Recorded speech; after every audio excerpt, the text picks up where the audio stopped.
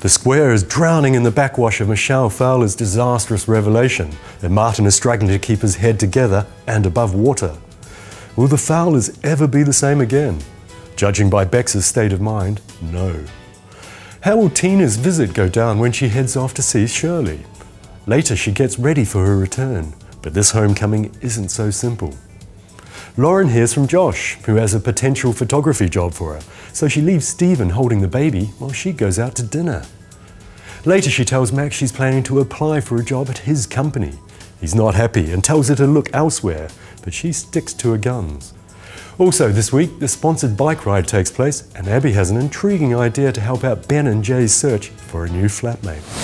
Next, we turn the spotlight on Corrie. Ken is bewildered when he comes round to hear from McKinnon that one of his own family may have attacked him. He's scared and paranoid and is grateful when Roy invites him to stay at his. Adam blackmails Rosie into providing an alibi when he admits to his family he never went to Canada, and he tells the force he was with her that night. Tracy lets rip at Adam about the will, which cuts her out and shares the money among the boys. But he's confused because it's different to the one he saw. Sinead is thrown when Daniel reveals Ken's memory is hazy after the attack and he thinks she's still pregnant, while she blames Ken for losing her baby.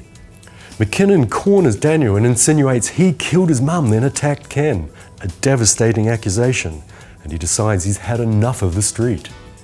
Peter manages to get Simon's phone back from his teacher, but when he can't get into it, he smashes it up and destroys the SIM card. Simon gets a new phone out of it, but can still access his messages, one of which is Peter saying he's messed up again and needs to get away. Guilty? Nick soon gets hold of the voicemail and plays it in front of Peter and Toya. End result? Peter desperately needs an alibi from Chloe. Good luck with that. Finally, we check out Emmerdale.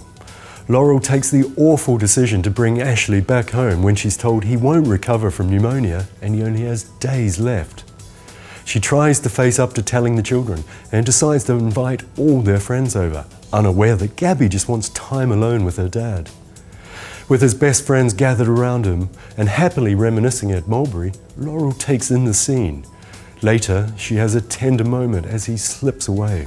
Kane isn't happy when Faith stands in for Debbie, but Moira says he needs to get to know his mother and could begin by speaking to Chaz about it. The frosty family atmosphere starts to thaw, but will Aaron and Sarah want the big welcome home party that Faith decides to throw? Robert's nervous about Aaron's release and the mess he's created with Rebecca. She wouldn't spill their secret, would she?